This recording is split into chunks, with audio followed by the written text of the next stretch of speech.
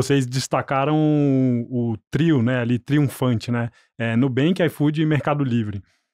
Você acredita, o que você enxerga nessas empresas, e o Lucas também, que fizeram delas um case de sucesso na América Latina? Elas tiveram, pô, eu acredito que para você o produto foi muito importante, mas a gente olha também que do Nubank, que eu olho um pouquinho mais, já dei uma olhada, os líderes que estavam ali à frente também eram pessoas super experientes, né, que souberam fazer essa empresa exponencializar, né?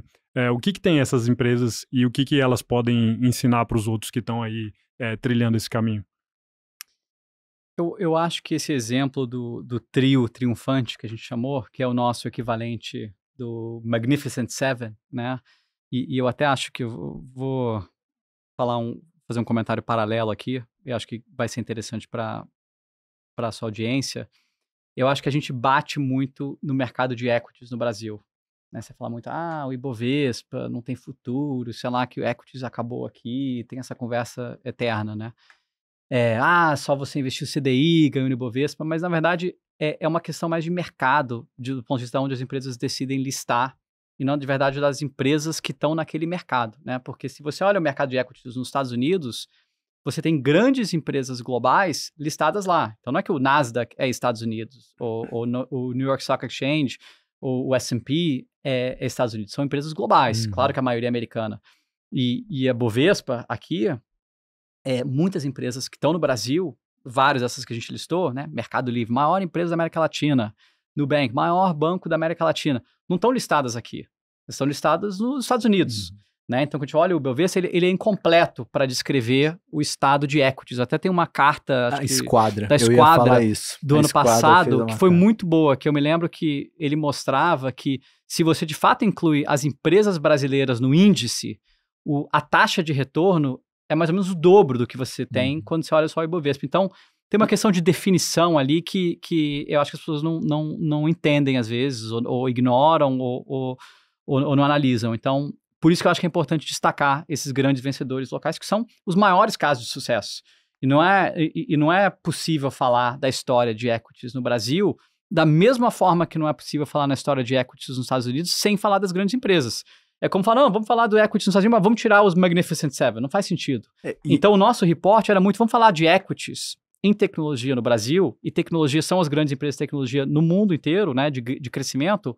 Tem que falar do Mercado Livre, tem que falar do Nubank. A iFood ainda é uma empresa privada, né, não é listada. Mas se fosse listada, eu acho que seria a terceira maior empresa de tecnologia da América Latina. Só queria fazer um complemento, porque essa informação é muito importante e também você tem que levar em conta o valor de mercado que Nubank e Mercado Livre tiraram das outras empresas, né? Porque até a própria carta da Esquadra traz isso, que o valor de mercado do Nubank ele é bem próximo do valor de mercado perdido pelo Bradesco e o setor financeiro, né? De maneira geral. Não é que teve uma transferência, mas o sucesso de um banco novo, ele tira o protagonismo e até o mercado das outras empresas. O Mercado Livre, impactou em cheio as varejistas online que tinha no Brasil, a própria Renner, enfim, então tem essa transferência que sai do Ibovespa para as empresas lá fora, deixando o nosso índice ainda mais distante do CDI. Exatamente. E voltando à pergunta original, o que eles fizeram de certo, né? Assim, o que eles acertaram tanto?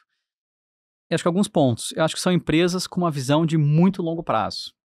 Em tecnologia, essa questão da visão do fundador, eu acho que é um elemento crítico. A gente, como investidor, olha muito isso, né? Qual que é a sua visão? Eu sempre pergunto, aonde você imagina a sua empresa daqui a 10 anos? Eu lembro que eu já tive com o Marcos Galperin várias vezes do Mercado Livre, e se eu não me engano, o programa de ações deles era de 6 anos, né? O cara começa a receber em 6 anos, então assim, o default é você pensar que você vai ficar aqui 6 anos. Não é que você vai mudar de emprego daqui a 1 ano, daqui a 2 anos. A gente quer gente aqui a vida inteira. Tanto que você vê o quadro executivo, a grande maioria está lá há muito tempo, muitos desde o começo. Né? O Pedro Arndt saiu agora há pouco tempo, mas estava lá desde o começo, né? E vários outros estão lá há muito tempo. Então, acho que tem essa questão de visão de muito longo prazo. E você poder, como fundador, aquela questão do Jeff Bezos de novo, né? Você como dono da empresa, o Galperin, o Davi no Nubank, o iFood, acho que na figura do Fabrício, que hoje está agora até na Prozis, que de fato é o controlador, eles conseguem peitar o mercado e falar, não, a gente vai tomar uma decisão que é a melhor para a empresa no longo prazo. Né? O que o Warren Buffett gosta de falar do long-term greedy. né? E você ser um gestor que tem um bônus de trimestre, de ano, muitas vezes você vai otimizar para o curto prazo. Então, você consegue fazer investimento igual o Mercado Livre fez. Não, vou criar a logística no Brasil não funciona. Em vez de encarar isso como um problema do mercado, eu posso encarar isso como uma oportunidade. Tá bom, eu vou investir boçalmente em CAPEX, em logística própria, em aviões, em CDs, em infra, e isso que é um problema para meus concorrentes vai se tornar minha fortaleza. Hoje o Mercado Livre é um dos maiores operadores de logística do Brasil. E você só consegue fazer esse volume de investimento com essa visão de longo prazo se você é um fundador e tem esse controle e tem essa visão de longo prazo. Então, acho que tem esse elemento de você ser uma empresa de dono, né? Dono e fundador, né? A pessoa que criou aquele negócio do zero. E eu acho que outra coisa é que você tem um DNA de inovação, né? No mundo, você quer crescer, você quer ganhar, você tem que pensar com uma cabeça de inovador. Mesmo sendo uma empresa velha, de 20 anos no Mercado Livre, Nubank 10 anos, o DNA ainda é de inovação, né? Eu ainda sou insurgente, ainda vou ganhar do meu concorrente. E como é que eu consigo me disruptar antes que outra pessoa consiga disruptar? Então, essa cabeça de inovação também é essencial para você continuar se reinventando, se disruptando e cada vez se acelerando e cada vez sendo melhor. O que eu acrescentaria, primeiro, acho que dando um passo para trás, quando a gente olha nos Estados Unidos, a gente vê que a gente falava do setor de tecnologia como se ele fosse uma coisa só.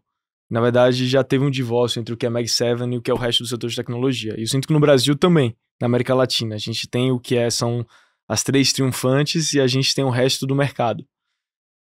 E até no relatório do Atlântico tem um slide que vocês abrem que eu acho muito bom, que vocês falam, na América Latina, essas empresas elas ganham mais por mais tempo. E eles listam 3 aspectos que viraram um modelo mental para mim. O primeiro essas 3 empresas elas tiveram um acesso a capital diferenciado. Então elas sempre tiveram no epicentro global para acessar capital. E isso é muito importante, principalmente à medida que se amadurece como empresa. Segundo ponto, elas sempre tiveram acesso a talentos globais. Então todas as empresas elas são empresas com times de nível global. A gente está falando de empresas que estão recrutando as melhores pessoas para trabalhar de todos os lugares do mundo. E terceiro, eles tiveram uma capacidade grande de lidar com todas as burocracias e regulações, né? A gente está falando de 3 setores que são regulados, que dependem de como é que você lida eficientemente com... A gente está falando do setor de varejo, a gente está falando do setor de restaurantes, varejo, alimentício, a gente está falando do setor bancário. Então, essas 3 empresas conseguiram lidar muito bem com esses 3 desafios estruturais do Brasil.